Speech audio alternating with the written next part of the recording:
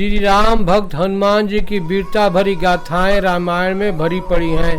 हनुमान जी का बाल्यकाल भी अनोखे कारनामों और शौर्य गाथाओं से भरा पड़ा है।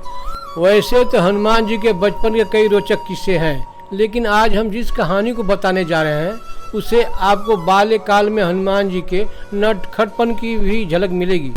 एक बार हनुमान जी की माता अंजना बाल हनुमान को कुटी में लिटाकर कहीं बाहर चली गई। थोड़ी देर में हनुमान जी को बहुत तेज भूख लगी। इतने में आकाश में सूर्य भगवान उगते हुए दिखाई दिए। उन्होंने समझा कि यह कोई लाल लाल सुंदर मीठा फल है। बस एक ही छलांग में सूर्य भगवान के पास जा पहुँचे और उन्हें पकड़कर मुंह में रख लिया। सूर्य ग्रहण का दिन था। राहु सूर्य को ग्रसने के लिए उनके पास पहुँच रहा था। उसे देखकर हनुमान जी ने सोचा कि यह कोई काला फल है, इसलिए उसकी ओर भी झपटे। राहु किसी तरह भागकर देवराज इंद्र के पास जा पहुंचा। उसने कांपते हुए स्वरों में इंद्र से कहा, भगवान, आज आपने कौन सा दूसरा राहु सूर्य को ग्रसने के लिए भेज दिया? यदि मैं भागा न होता तो मुझे भी खा गया होता। राहु की बातें सुनकर भगवान इंद्र को बड़ा आश्चर्य हुआ। वह अपने सफेद ऐरावत हाथी पर सवार होकर हाथ में वज्र लेकर बाहर निकले। उन्होंने देखा कि एक बानर बालक सूर्य को मुंह में दबाए आकाश में खिल रहा है। हनुमान ने भी सफेद ऐरावत पर सवार इंद्र को देखा। उन्होंने समझा कि यह भी कोई खेलने लायक सफेद फल है। वह उधर भी झपट पड़े। यह देखकर देवराज इंद्र बहुत ही क्रोधित हो उठे। अपनी ओर झपटते हुए हनुमान से अपने को बचाया तथा सूर्य को छुड़ाने के लिए हनुमान की ठुड्डी पर वज्र का तेज प्रहार किया। वज्र के उस प्रहार से हनुमान का मुंह खुल गया और वो बेहोश होकर पृथ्वी पर गिर पड़े। हनुमान के गिरते उनके पिता वायु देवता भी वहां पहुंच गए। अपने बेहोश बालों को उठाकर उन्होंने छाती से लगा लिया। माता अंजना भी वहां दौड़ती हुई आ पहुंची।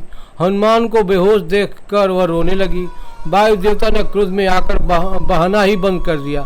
हवा के रुक जाने के कारण तीनों लोकों में सभी प्राणी व्याकुल हो उठे। पशु पक्षी बेहोश होकर गिरने लगे।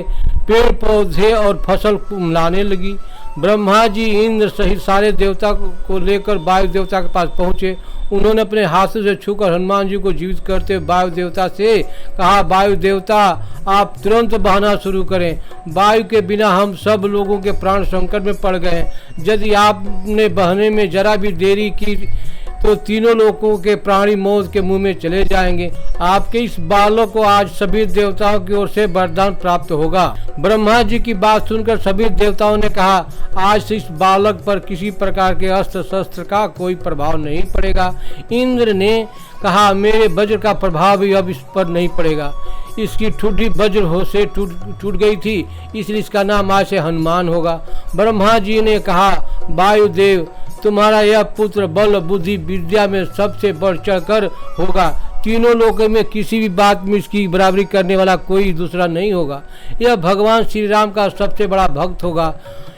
इसका ध्यान करते ही सबके सभी प्रकार के दुख दूर हो जाएंगे। यह मेरे ब्रह्मास्त्र के प्रभाव से सर्वदा मुक्त होगा। वरदान से प्रसन्न होकर और ब्रह्मा जी एवं देवताओं की प्रार्थना सुनकर वायुदेव ने फिर पहले की तरह बहना शुरू कर दिया। तीनों लोगों के प्राणी प्रसन्न हो उठे।